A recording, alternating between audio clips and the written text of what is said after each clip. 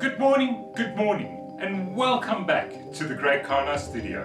My name is Chris Frayling, and this October, I'm diving deep into Inktober. 31 drawings in 31 days, all in ink. Join me as I explore new ideas, push my creativity, and see where the ink leads us.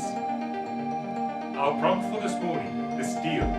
I'll be taking the idea and turning it into an ink drawing with my own twist. Without any further ado, let's get inky.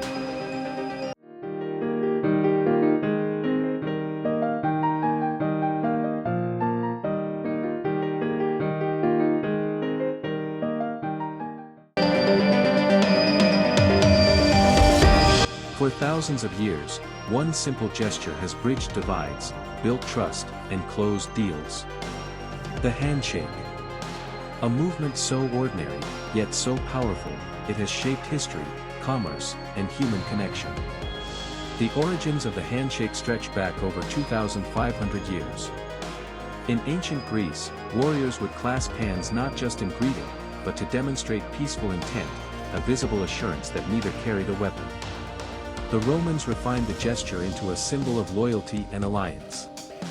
Known as dexteromiunctio, or the joining of right hands, it was carved into stone, immortalizing marriages, contracts, and political alliances.